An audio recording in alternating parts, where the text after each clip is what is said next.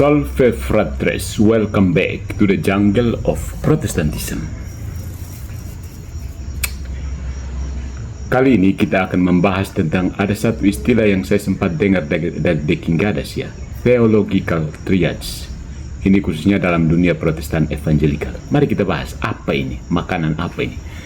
Theological triage, solusi pintar atau pengakuan rusaknya gereja Protestan oleh seorang apologet yang mencintai kebenaran.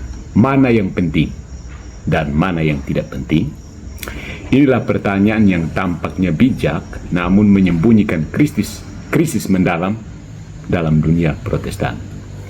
Kalangan evangelikal, terutama melalui tokoh seperti Albert Mohler, mempopulerkan istilah theological triage, sebuah sistem klasifikasi doktrin Kristen ke dalam 3 tingkat kepentingan.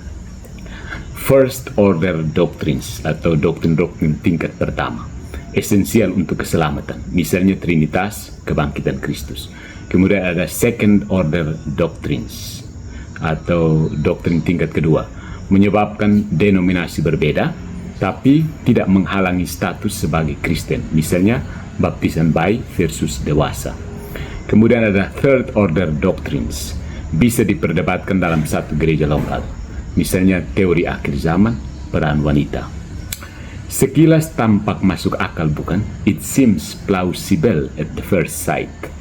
Tetapi dari kacamata iman Katolik, konsep ini bukan hanya cacat, melainkan berbahaya dan menyesatkan. Sekali lagi, berbahaya dan menyesatkan.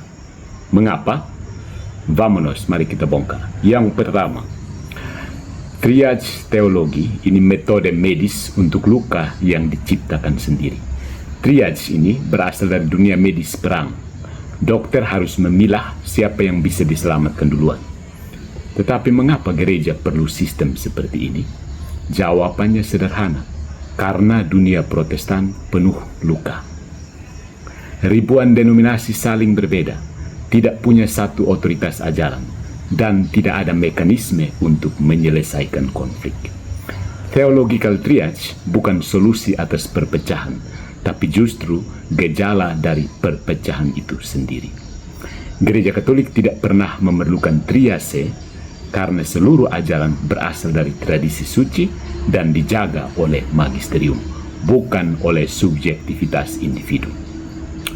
Poin yang kedua, siapa yang berhak menentukan mana yang primer? Masalah besar lainnya adalah otoritas. Siapa yang boleh menentukan bahwa Trinitas itu doktrin primer, sementara Ekaristi adalah sekunder? Atas dasar apa? Disinilah terlihat akar relativisme Protestan. Setiap orang pada akhirnya jadi magisterium bagi dirinya sendiri. Teologi menjadi seperti menu prasmanan. Anda bisa ambil sebagian, buang sebagian, dan tetap merasa sudah lengkap. Padahal Rasul Paulus berkata dengan tegas, peganglah tradisi yang kamu terima dari kami, baik secara lisan maupun tertulis. 2 Tesalonika bab 2 ayat 15. Bukan sekedar intisari, tapi seluruh warisan iman. Sekali lagi, seluruh warisan iman. Poin yang ketiga, konsep triage menyamaratakan kebenaran dan kesalahan. Dengan theological triage, banyak ajaran mendalam seperti kehadiran nyata Kristus dalam Ekaristi, devosi kepada Maria, atau bahkan pemahaman tentang gereja dipinggirkan hanya karena tidak termasuk primer. Ini secara tidak langsung mengirim sinyal pesan bahwa selama kamu percaya Yesus bangkit, semua perbedaan lain bisa diabaikan. Tetapi justru iman Katolik mengajarkan bahwa seluruh ajaran adalah satu kesatuan. Seperti tubuh, mata bukan lebih penting dari tangan, dan jantung tidak bisa hidup tanpa paru-paru. Ya. Poin yang keempat, theological triage itu sama dengan teologi minimalis untuk Injil yang pincang.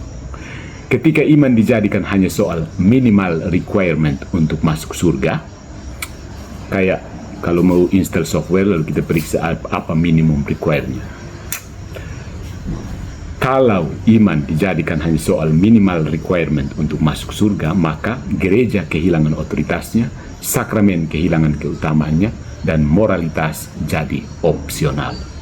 Inilah efek domino dari theological triage, membentuk umat yang puas dengan versi Kristen setengah matang, karena doktrin tambahan dianggap sekunder. Padahal, Kristus tidak mendirikan gereja agar kita hidup dalam teologi instan.